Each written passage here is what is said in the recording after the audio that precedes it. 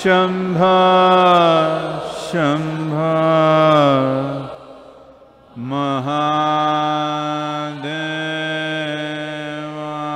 Mahadevaya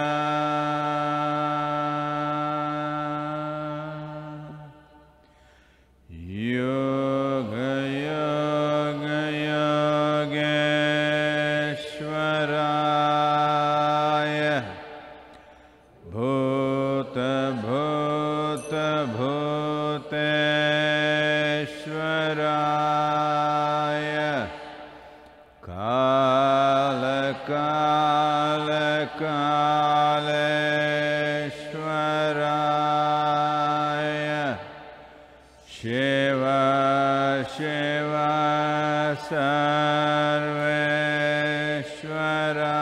Sarveshwaraya Shambha Shambha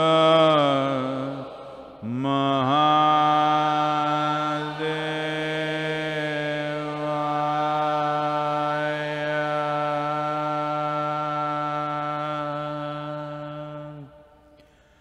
Yoga Yoga Yogeshwaraya Bhuta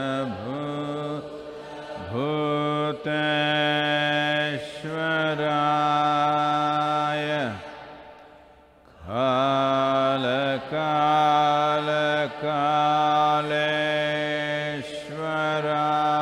Kaleshwaraya Shiva Shiva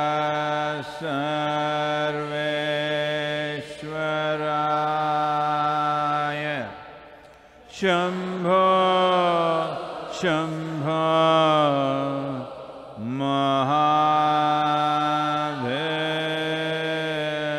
Mahadevaya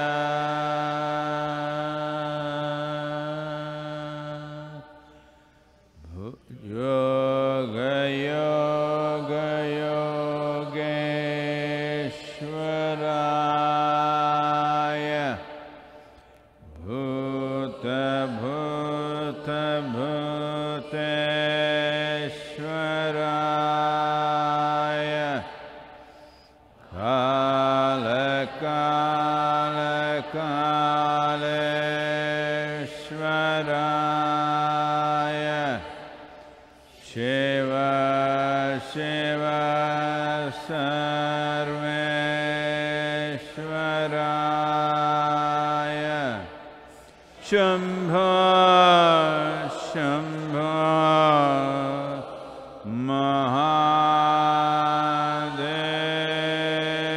Mahadevaya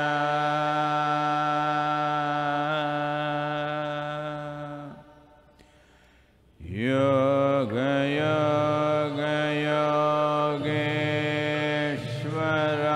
Yogeshwaraya Bhuta Bhuta Bhuteshwaraya Kala Kala Kaleshwaraya Shiva Shiva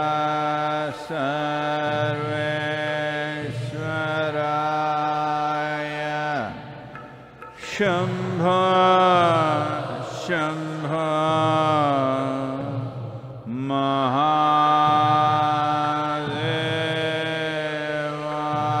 Mahadevaya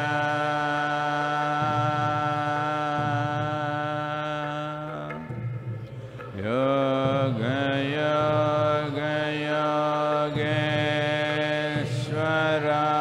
Yogeshwaraya Bhuta Bhuta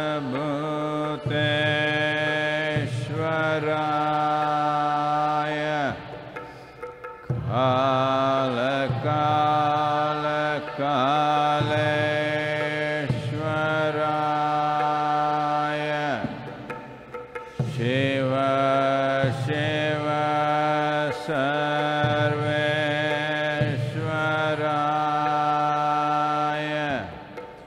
Shambho, Shambho,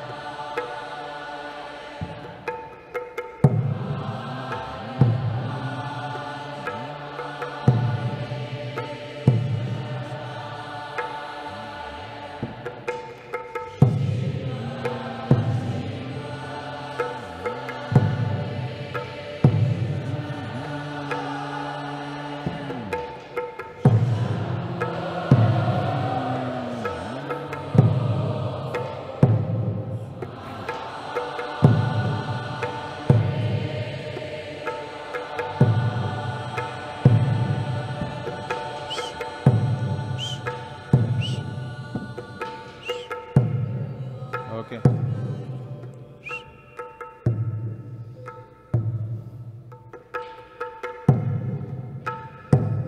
Just sit still.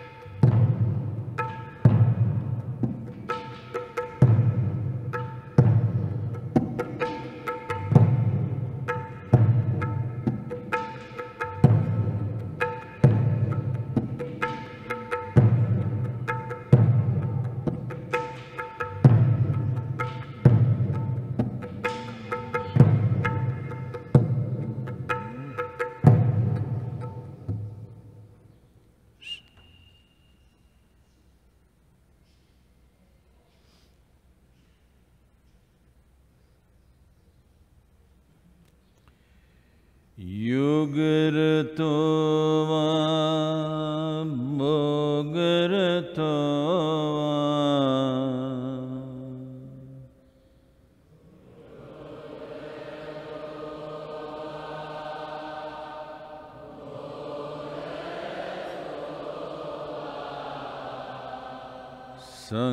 Sangarato va sangavina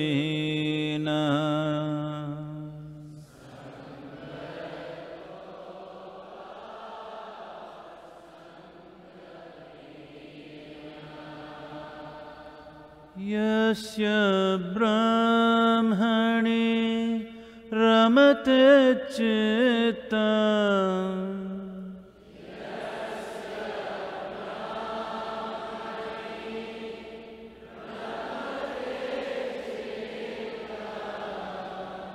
Yasya brahmani ramate chitta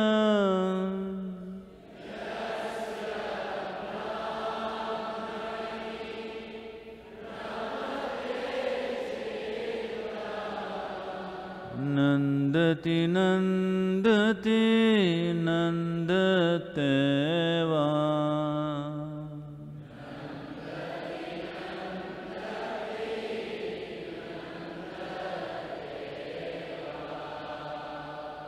Nandati nandati nandateva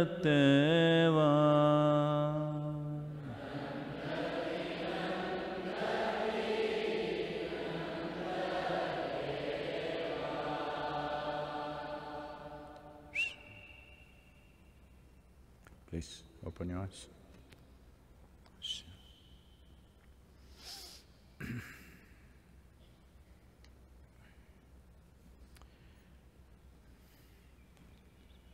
Namaskaram to all of you, wherever you are. Well,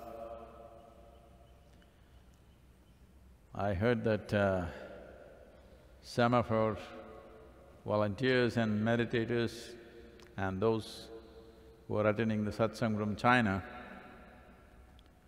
are a little upset because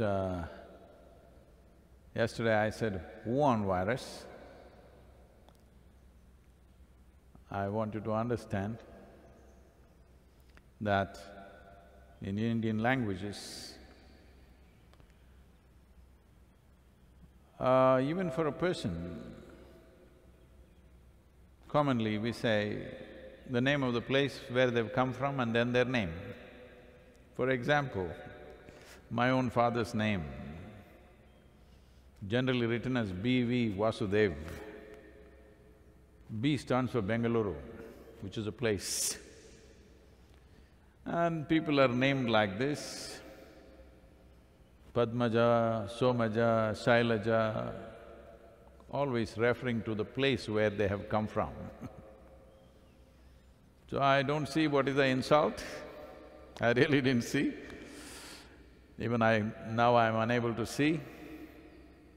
And international media, I was listening yesterday and they were all using the term. I didn't see anything wrong, but anyway, if it hurts you, we'll call it just the virus, okay? No issues about it. I don't know what political and other kinds of issues are hidden behind it, but it is normal for us to refer to something from where it comes from. So, I think it's quite normal everywhere, particularly in Indian languages, to do that. Anyway, well, the world has crossed, unfortunately, over 30,000 fatalities in the world. And the numbers are building up. Many countries moving towards 1,000 fatalities a day. In spite of lockdowns, emergency hospitals being set up everywhere, in spite of that, it is happening. United States is also moving towards pretty aggressively spreading over 100,000 people infected. Deaths are also beginning to happen. India is still doing okay, but I think the effectiveness of it is because of district-wise blockade that the administration is doing. Fortunately, largely people also cooperating. But there's one problem, that from major cities, the workers who had come from villages, rural India, to work in cities, they have become desperate to go back to their homes because it's largely male population which comes like this. They usually have a small piece of land at home or in the village. When they're out for 6 to 8 months working in a city, women tend to the land and they go and come. But now when they know there is no work and there is a risk to life and they don't know what's happening to their families, so an exodus of labor from cities to villages is happening. Government is doing everything possible to set up hostels for them, food arrangements, but they don't want anything, they just want to go back home, which is unfortunately… It's understandable how they feel about it, but unfortunately they could take the virus in the city, to rural India, where right now rural India doesn't have much or almost nil presence of virus in rural India, but this migrant labor could take it. In southern India, except Kerala, is largely in control. It's not rising, the blockade or the lockdown has been effective. But the challenge is the coming 1 week to 10 days, we must see what happens in India. It all depends what we do, every one of us. Because there is a problem in human mind, as days pass by, nothing happened, they will become complacent. Nothing happened means what?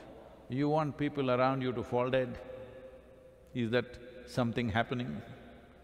Nothing happened means everybody is well. It is not a time to become complacent. It is not a time to relax the basic mode of behavior that we have set for everybody. Please, let's hold this.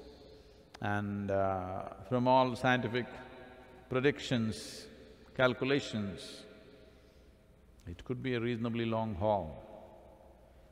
But those of you who are at least believing that you are on a spiritual path, this is a good time, because in today's world where there is such an onslaught of sounds and colors and visuals upon our senses. In the sense, if you were here 100 years ago,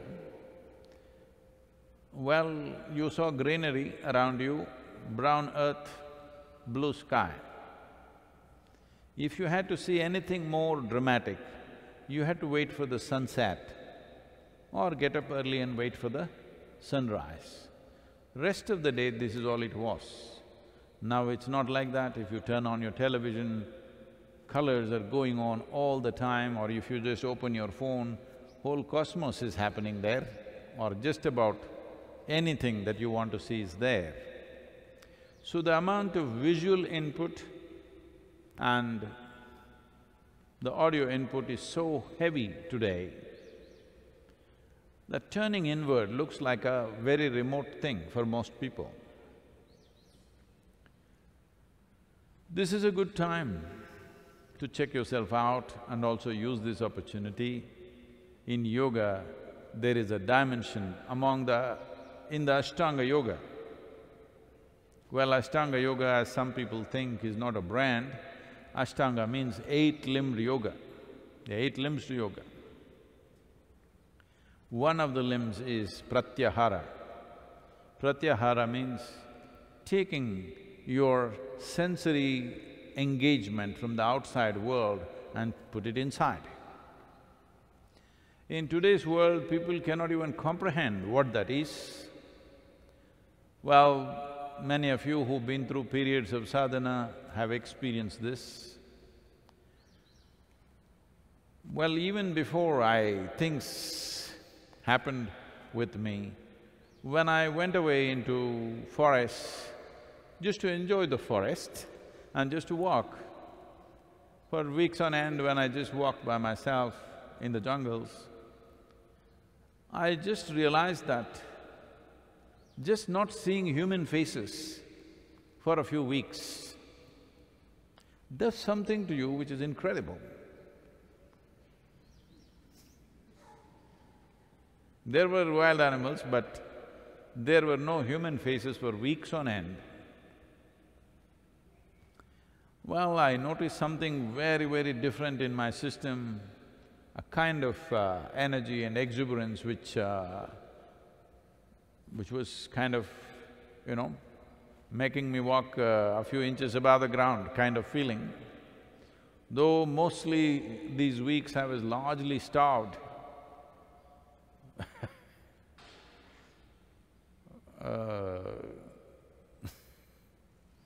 No, I'm just laughing at the pains of hunger now because they're very painful.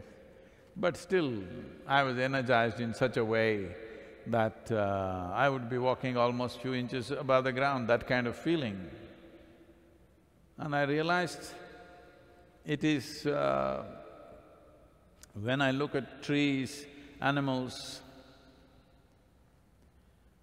the engagement was one kind, it's just looking at it, appreciating it, or simply looking at it for what it is. But when you look at human faces, knowingly, unknowingly, there is a certain amount of transaction happening. Like, dislike, approval, disapproval, so many things are happening, you don't even have to participate in it. If you just look at someone, it just happens.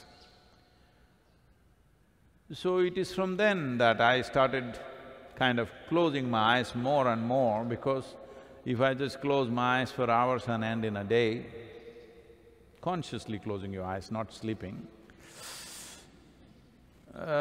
you will see there is a new dimension of energy available to you. This is what Pratyahara means, that you took away the sensory engagement with the world and turned it inward. This is a good time, if you're willing, wherever you are, to experiment with this, that if not the whole day, let's say 6 hours a day or 12 hours a day or whatever is possible for you. You can even start with 1 hour or 2 hours, just keeping your eyes closed, not looking at anything.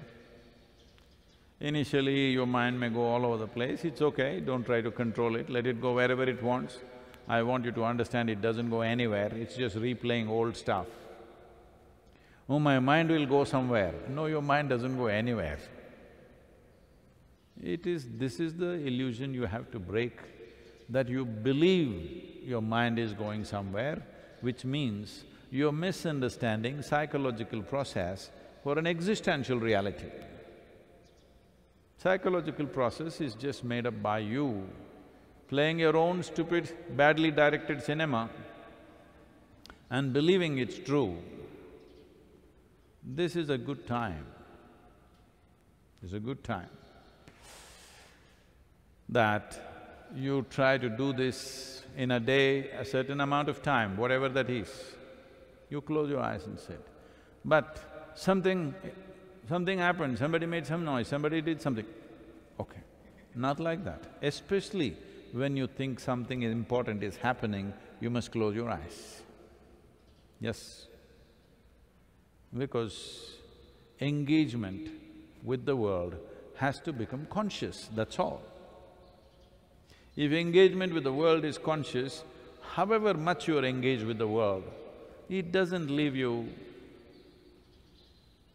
disturbed or freaked out. When your engagement is compulsive and reactionary, then you will see smallest things are throwing people off. Most human beings just earning a living, raising a family, dying one day. For this, how much turmoil people are going through is unbelievable. It's not even fair, just to do simple things that every other creature is doing.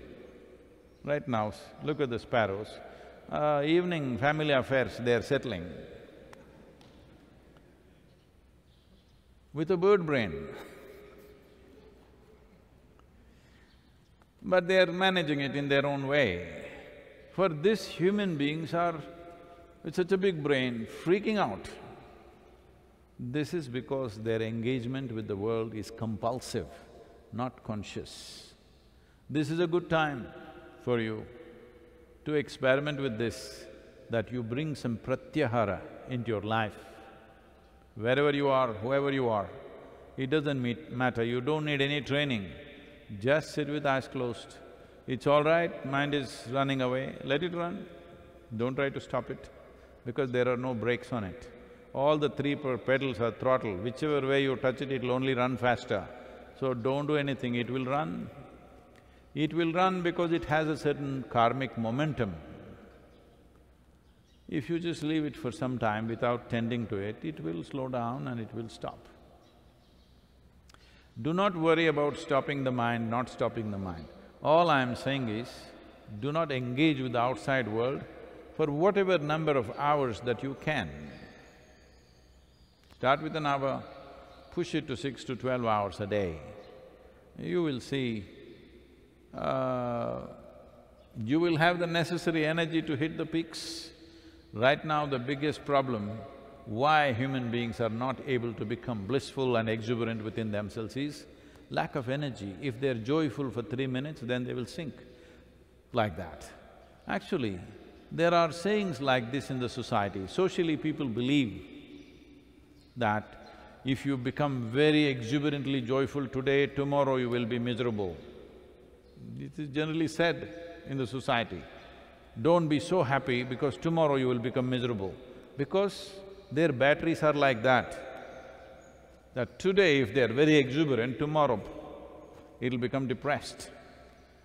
So, pratyahara is a key element to create that kind of an energy system which can take any experience of life in its stride and doesn't put you down.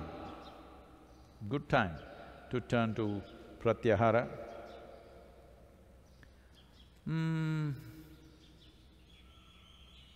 The important thing is, if you engage with your thought process, that is not internal, that is also engagement with the world. No, I did not look at anybody's face, I was just thinking. This is also engagement with the world because your thought doesn't belong to you. The content of the thought is all from outside. You are running a private world in your head, but there is no private world. Existentially, there is only one world, you either live in it or you don't. Your private world is a madhouse that you made up. Sometimes, of course, it gives you some pleasure, but living in an illusory, made-up world is not going to last for long. Especially if you know, people are always saying, I got disillusioned. This is my blessing, you must get disillusioned as quickly as possible. Because disillusion means all your illusions got destroyed. Should this not happen at the very beginning of life? It should happen at the earliest time, that all your illusions fell apart. My blessing is, may you live in the majestic beauty of this creation, not in your own illusion, however sweet it looks right now. Please, question. Sadhguru, the first question is from Giordano. Namaskaram, Sadhguru. Where is he from? Can we ask or no? Is not mentioned, Sadhguru. Okay. Social media question. Okay, we cannot ask him because we cannot say where they came from. If living here as a yogi is so ecstatic and blissful, why would one want to escape the cycles of rebirth?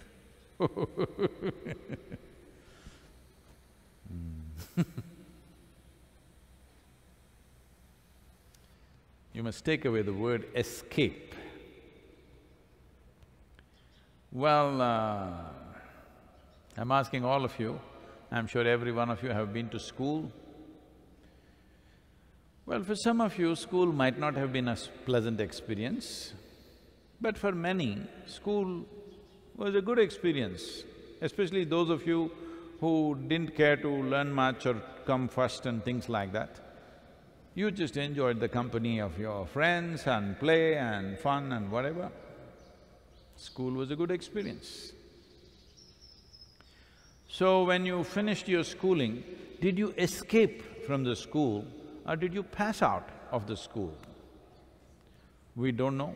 Maybe Giordano escaped from his school.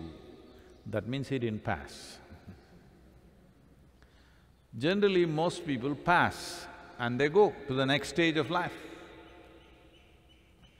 When you're in school, however good the school is, would you want to go to the college?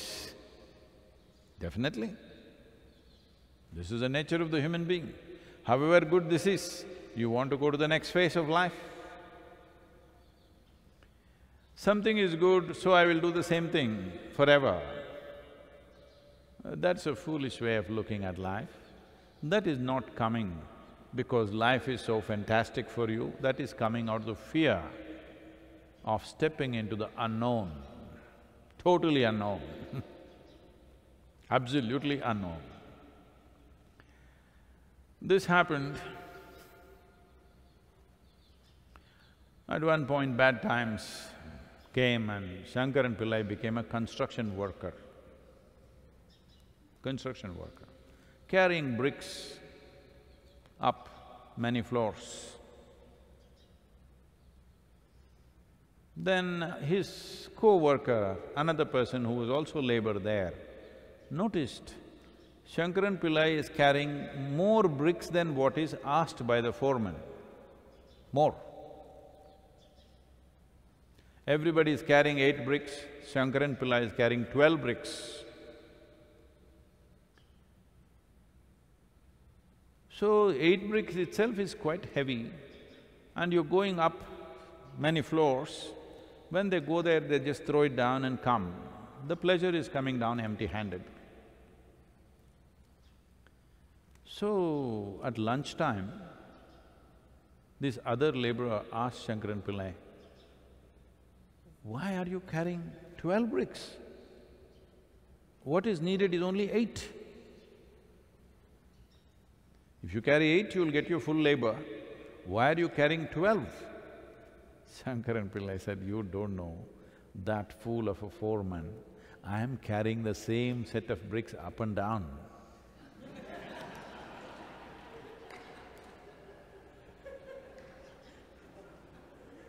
Brilliant. So, there are many people like this, they're carrying on with the same stuff up and down, punarapi jananam, punarapi maranam, going on and on. This is happening simply because life is compassionate, creation is compassionate. It sets screens for your memory. If these screens are broken, you will be so miserable right now.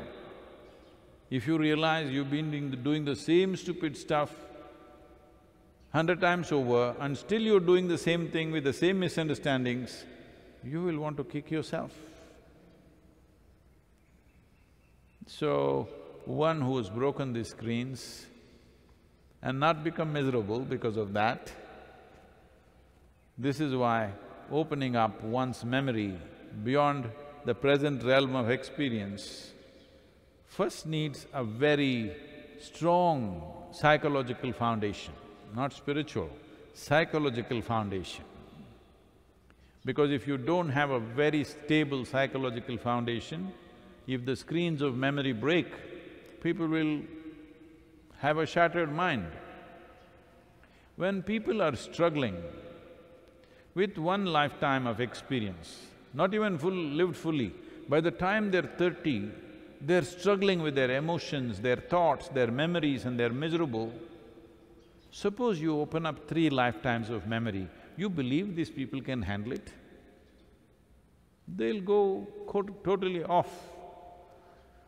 So, because of this, life's compassion, creation's compassion is holding memory blocks separately.